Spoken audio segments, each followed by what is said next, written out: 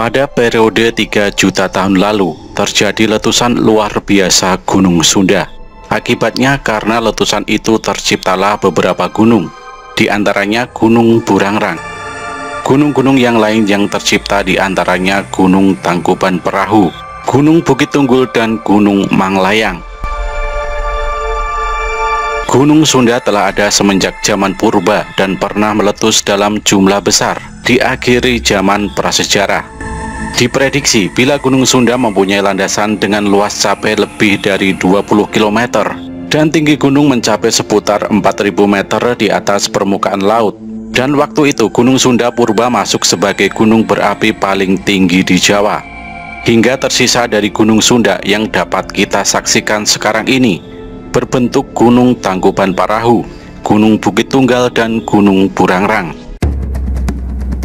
Info tentang asal mula Gunung Sunda cukup terbatas dan cuma berdasar pada catatan dan saksi orang tua yang berumur lebih kurang 85 tahun. Beliau menjelaskan bila Gunung Sunda purba yang dulu dikenali bernama Gunung Cuda dengan bahasa Sanskerta mempunyai arti putih. Ialah gunung yang di bagian pucuknya selalu tertutupi oleh es atau salju. Bahkan juga beberapa pengembara yang dari India bisa menyaksikan Gunung Cuda dari kejauhan. Diprediksi disaksikan dari Sumatera. Tentu saja hal itu membuat rasa ingin tahu beberapa pengembara, sampai-sampai juga mereka di Gunung Cuda. Tetapi makin lama warga lokal kesusahan dalam penyebutan kata Cuda, sampai pada akhirnya beralih menjadi Sunda. Menurut Van Bemmelen, seorang periset yang pelajari geologi Bandung menerangkan, riwayat Bandung diawali pada zaman Miosen, yakni seputar 20 juta tahun lalu. Pada zaman ini Bandung Utara masih berbentuk laut. Ini ditunjukkan dari banyak diketemukan fosil koral yang membuat terumbu karang di sejauh Bukit Raja Mandala. Sedang Bukit Pegunungan Api ada di bagian selatan Jawa. 14 juta sampai 2 juta tahun kemarin, sisi laut mulai terangkat secara tektonik jadi pegunungan. Dan 2 juta tahun lalu terjadi rutinitas vulkanik pada pegunungan di utara dan membuat gunung api purba yang dikenali bernama Gunung Sunda. Gunung Sunda ini diprediksi mempunyai tinggi lebih dari 3.000 meter di atas permukaan laut. Dan sekarang ini tersisa dari gunung purba itu ialah Bunggung Bukit. Gunung Sunda yang pernah meletus itu munculkan kaldera baru yang paling luas yang nanti berkembang jadi Gunung Tangkuban Perahu. Kaldera ini dikenali sebagai kaldera Sunda, yaitu kaldera raksasa yang tercipta seputar 105.000 tahun lalu saat zaman Pleistosen. Kaldera ini mencakup keseluruhannya Bandung Utara dan Cengkungan Bandung.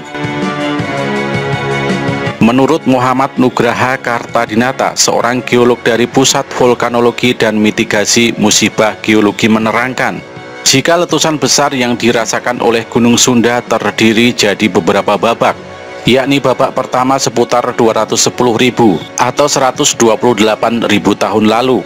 Pada babak ini letusan dibarengi saluran lava dan adegan 13 unit letusan. Pada sebuah unit letusan terjadi lebih 1 kali letusan besar.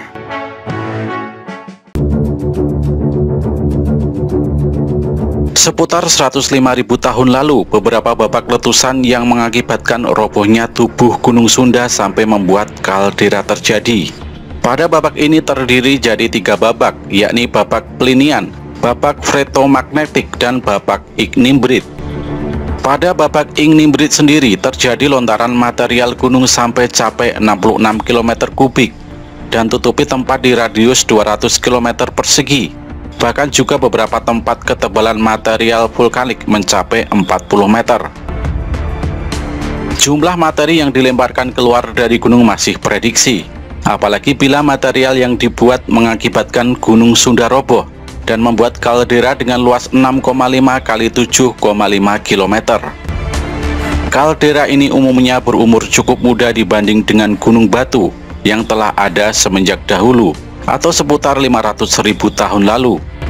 Seiring waktu berjalan, kaldera ini mulai berkembang jadi Gunung Tangkuban Perahu, Gunung Bukit Tunggal, Gunung Burangrang, Danau Bandung Purba, dan Gunung Putri. Seorang anggota warga geografi Indonesia, T. Bahtiar mengaitkan, jika letusan pada Gunung Sunda di babak ketiga ini sukses menguruk Citarum Purba yang ada di utara Padalarang, sampai membuat danau raksasa yakni Danau Bandung Purba.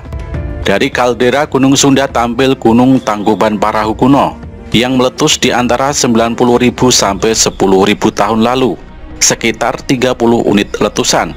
Letusan pada Gunung Tangkuban Parahu muda lagi bersambung seputar 10.000 tahun sampai dengan 50 tahun lalu.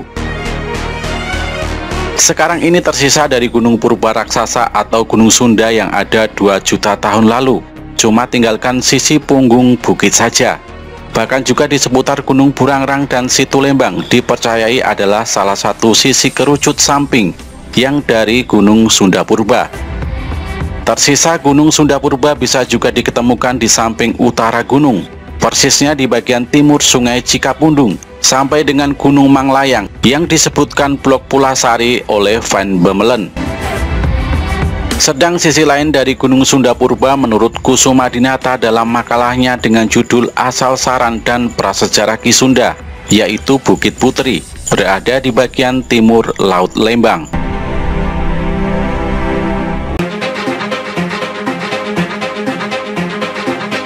Nama Gunung Burangrang sudah dikenal sejak lama, bahkan sebelum bangsa Eropa datang dan menduduki Nusantara. Namanya bisa ditemukan di dalam naskah Bujangga Manik. Seperti diketahui, Bujangga Manik adalah bangsawan muda dari Kerajaan Pakuan yang 2 kali melakukan perjalanan mengelilingi Pulau Jawa, sekitar tahun 1500-an Masehi. Dalam catatannya, Bujangga Manik menulis sebagai berikut, "Itu Tangkuban Parahu, Tanggerana Gunung Wangi, itu ta Gunung Marucung, Tanggerana Sri Manggala, itu ta Bukit Burangrang, Tangerana Saung Agung." Dalam naskah ini disebutkan bahwa di kaki Gunung Burangrang pernah ada tanggeran atau tapal batas sebuah kerajaan, yaitu Kerajaan Saung Agung. Menurut para ahli sejarah, Kerajaan Saung Agung berlokasi di daerah Purwakarta bagian timur, dan sebagian wilayahnya berada di lereng Gunung Burangrang, lebih tepatnya di daerah Wanayasa sekarang. Kekalahan Saung Agung dari Kesultanan Cirebon menjadi penyebab runtuhnya kerajaan ini pada akhir tahun 1600-an, sehingga namanya diganti menjadi Wanayasa. Mengenai asal nama Gunung Burangrang sendiri, terdapat beberapa versi. Ada yang meyakini bahwa nama Burangrang diambil dari kata jarang atau carang. Adapun yang dimaksud dengan jarang atau carang di sini adalah bentuk lembahan atau jurang-jurangnya yang jarang, atau carang dalam arti renggang atau tidak rapat satu sama lainnya. Versi lain yang lebih populer, nama Gunung Burangrang berasal dari kata rangrang atau ranting-ranting pohon. Konon pada saat Sang Kuryang membuat perahu dari kayu, ranting-ranting atau rangrangnya menjelma menjadi sebuah gunung di sebelah barat Gunung Tangkuban Parahu. Gunung inilah yang kemudian dinamakan menjadi Gunung Burangrang.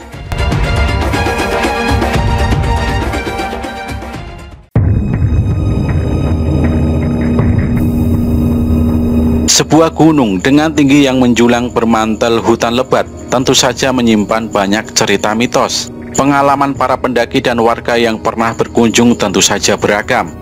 Mitos Gunung Burangrang yang cukup terkenal adalah adanya segitiga bermuda di kawasan pegunungannya. Letaknya di lereng bagian barat atau sekitar Gunung Gedugan, yang kemudian menjadi asal nama sebutannya, yakni segitiga Gedugan. Mitos lainnya terkait keberadaan Gunung Sunda Purba, yang secara gaib dipercaya masih ada sampai sekarang. Gunung Sunda Purba tak kasat mata ini menjulang di antara Gunung Burangrang dan sisi barat Gunung Tangkuban Parahu. Mitos-mitos ini sering dikaitkan dengan peristiwa hilangnya para pendaki dan jatuhnya pesawat di sekitar Gunung Burangrang. Dalam catatan memang pernah ada beberapa pesawat yang jatuh di sini. Pada 11 Maret tahun 1947 pesawat Dakota jatuh. Kemudian pada tahun 1986 pesawat angkut ringan Dornier jatuh. Pada Februari 2001, sebuah helikopter milik Perhutani jatuh di daerah Blok Cihanjawar dan baru ditemukan setelah 13 hari pencarian. Dan pada tahun 2011, pesawat Cessna juga jatuh dan butuh beberapa hari sebelum ditemukan. Tentu saja peristiwa jatuhnya pesawat-pesawat tersebut lebih masuk akal dikaitkan dengan kondisi Gunung Burangrang yang sering berkabut dengan angin yang bertiup cukup kencang.